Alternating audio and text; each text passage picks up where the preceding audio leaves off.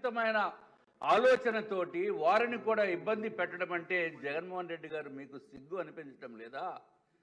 జగన్మోహన్ రెడ్డి గారు మీ వైఎస్ఆర్ సిపిలో ఉన్న వ్యక్తులకి కూడా తలదించుకునే పరిస్థితి తీసుకురావటం అనేది దురదృష్టకరం. మీకు కావలసింది ప్రతిపక్ష హోదా అంట.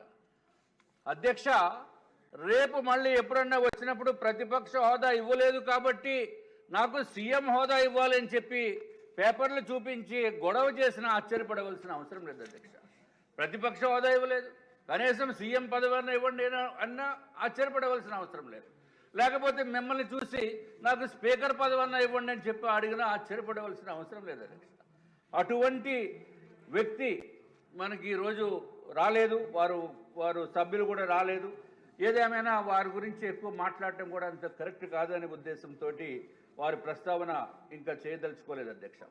అధ్యక్ష, భారత ప్రధానమంత్రి నరేంద్ర మోడీ గారు నేతృత్వంలో కేంద్ర ప్రభుత్వ సహాయ సహకారాలతోటి అట్లాగే మన రాష్ట్ర ముఖ్యమంత్రి వర్యులు నారా చంద్రబాబు నాయుడు గారు, పవన్ కళ్యాణ్ గారు భారతీయ జనతా పార్టీ కూటమి అభ్యర్థులు నుంచున్న తర్వాత అత్యంత అద్భుతమైన తీర్పు రాష్ట్ర ప్రజలు ఇచ్చారు అధ్యక్ష. అధ్యక్ష, ఈ తీర్పు రాష్ట్ర ప్రజల అదృష్టం అధ్యక్ష. మనం ఎమ్మెల్యేగా గెలిచాము, మన అదృష్టమేమో అని మనం అనుకోవడం కాదు అధ్యక్ష.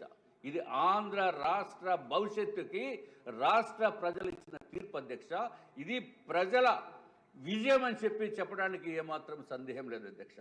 అట్లాగే 175 మంది సీట్లలో కంటెస్ట్ చేసి జగన్మోహన్ రెడ్డి గారికి కేవలము 11 సీట్లు మాత్రమే వచ్చినాయి అధ్యక్ష.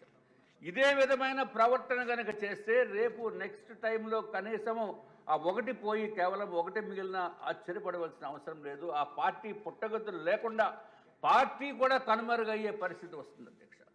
అట్లాగే అధ్యక్ష, ఆ పార్టీలో ఉన్న వాళ్ళని కబంధ హస్తాల్లో బిగించి ఉన్నట్టుగా అనిపిస్తుంది అధ్యక్ష. దాంట్లో మొట్టమొదటిసారిగా ముందుగా బయటకు వచ్చి మీరే ఆ హస్తాల నుంచి ఆ బోనుల్లోంచి బయటకు వచ్చిన వ్యక్తి ఇవాళ ఉప సభాపతిగా కూర్చోవడం అనేది మాకు చాలా చాలా ఆనందదాయకం అధ్యక్ష.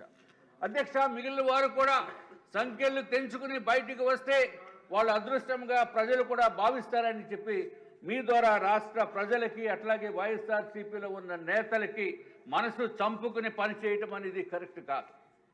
తప్పనిసరిగా మా యొక్క అభ్యర్థన లేకపోతే మా యొక్క సూచనలు కూడా ఆలోచింపజేసే విధంగా వారికి ఉండాలని చెప్పి నేను మనస్ఫూర్తిగా కోరుకుంటున్నాను అధ్యక్ష. అధ్యక్ష, గత ప్రభుత్వ దుర్మార్గపు పాలన నుంచి రాబో కాలంలో మన కూటమి ప్రభుత్వం చేస్తున్న విధి విధానాలని నిన్నే గౌరవ గవర్నర్ గారి ద్వారా వినటం జరిగింది అధ్యక్ష. ఎంత అద్భుతంగా వారు చెప్పినప్పటికీ కూడా, ఎంతో వినసొంపుగా ప్రాక్టికల్గా జరిగేదానికి కూడా చెప్పినప్పటికీ కూడా వాళ్ళు వినే అవకాశము లేకుండా మిగిలిన సభ్యులకి కూడా జగన్మోహన్ రెడ్డి గారు చేయటం అనేది దుర్మార్గము. ఏది ఏమైనా అధ్యక్ష, ఎంతసేపు మాట్లాడకుండా ఉందామనుకున్నప్పటికీ కూడా జగన్మోహన్ రెడ్డి గారే గుర్తుకొస్తున్నారు నాకు. అధ్యక్ష, అన్ని రంగాల్లోని వ్యవస్థల్లోని మార్పు దిశగా రాష్ట్ర అభివృద్ధి దిశగా ఈ కూటమి ప్రభుత్వం సిద్ధంగా ఉన్నదన్న విషయం నిన్న గవర్నర్ గారి స్పీచ్ వలనే క్లియర్గా అర్థమైంది అధ్యక్ష ప్రజలందరికీ. అధ్యక్ష, క్రిందటి ప్రభుత్వము రాష్ట్రాన్ని సర్వనాశనం చేసి ఎక్కడో కంప్లీట్గా రాష్ట్ర ఆర్థిక వ్యవస్థని పతనం చేసినప్పటికీ కూడా గౌరవ ముఖ్యమంత్రి గారు చంద్రబాబు నాయుడు గారు విజన్తో అధ్యక్ష, అట్లాగే కేంద్ర ప్రభుత్వం నరేంద్ర మోడీ గారి సహాయ సహకారాలతోటి రాష్ట్ర ప్రజలకే కాకుండా యావత్ భారతదేశంలో ఉన్న ప్రతి ఒక్కరికి ఇండస్ట్రీస్కి కూడా అధ్యక్ష ఎంతో కాన్ఫిడెన్స్ బిల్టప్ చేశారు అధ్యక్ష. అధ్యక్ష, 6,30,000 కోట్ల రూపాయలతోటి పరిశ్రమలు స్థాపించడానికి ఆంధ్ర రాష్ట్రానికి వస్తున్నారంటే అది కేవలం జగన్మోహన్ రెడ్డి గారు బయటికి పోయినందుకు, ప్రధానమంత్రి నరేంద్ర మోడీ గారు, భారతీయ జనతా పార్టీ, తెలుగుదేశం పార్టీ, జనసేన ఉమ్మడి కూటమిని చూసి ఇంత ఏదైనా రావడానికి నిజంగా అత్యంత అద్భుతమైన విజయం అవసరం ఉంది. పబ్లిసిటీ చాలా తక్కువగా ఉన్నది అధ్యక్ష. ఈ ప్రభుత్వము 20 చేసిన ప్రభుత్వంలో 20 సంవత్సరాలు వెనక్కిపోయిన అటువంటి దాన్ని ప్రజలకి కాన్ఫిడెన్స్ ఇండస్ట్రీస్ని కాన్ఫిడెన్స్ మేనేజ్మెంట్ కాన్ఫిడెన్స్ తెచ్చిన ఘనత గౌరవ ముఖ్యమంత్రి చంద్రబాబు నాయుడు గారి ప్రభుత్వం అని చెప్పి ఇంకా ప్రజలకి తెలియజేసే విషయంలో కొంత వెలువడి ముఖ్యమంత్రి ఆయన అభిప్రాయం దీన్ని కూడా తిరగలిగా తీసుకోవాల్సిన అవసరం ఉందని చెప్పి నేను శాసనసభని కోరుతున్నామని అధ్యక్ష. 20 మళ్ళీ చేసేసి సహకారాలతో ఈ విధానాలతో అభివృద్ధిని గత ప్రభుత్వం సర్వనాశనం చేసే విషయం అధ్యక్ష. ఏదైనా అధ్యక్ష, ఇప్పుడు ప్రధానమంత్రి నరేంద్ర మోడీ వికసిత్ భారత్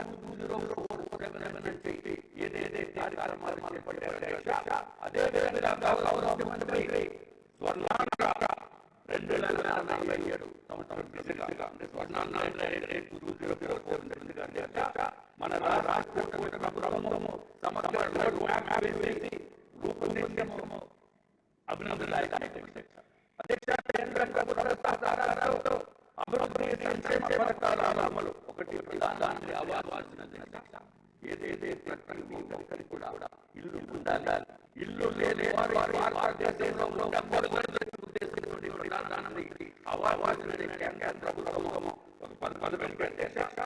ఇదివరకు రాష్ట్ర ప్రభుత్వం ఏమి అందరికీ అధ్యక్ష. ఎంతో మంది ఫుల్ పేమెంట్ కట్టి డబ్బులు కట్టిన తర్వాత కూడా ఇల్లు లేనటువంటి విషయము తర్వాత జగన్మోహన్ రెడ్డి గారు తర్వాత వాళ్ళు చూపిస్తే అక్కడ ఫౌండేషన్ ఇల్లు లేవు. కానీ ప్రజలకి బ్యాంక్ లోన్ కూడా కల్పించి వాళ్ళు ఈఎంఐలు కూడా తీసుకునే పరిస్థితి వచ్చింది అధ్యక్ష. ఎంతో బాధలు వెలువెలులాడుతూ ఈ రాష్ట్రంలో కొంతమంది వేలాది ఏడుస్తున్నారు అధ్యక్ష. దానికి గౌరవ ముఖ్యమంత్రి గారి హామీ ప్రతి ఒక్కరికి కూడా ఎవరైతే బ్యాంక్ లోన్ శాంక్షన్ చేసిన తర్వాత బ్యాంక్ లోన్ ఈఎంఐలు కలుపుతున్నారు వాళ్ళందరికీ కూడా ప్రభుత్వము తప్పనిసరిగా ఇల్లు కట్టించి ఇస్తుందని చెప్పడం జరిగింది అధ్యక్ష.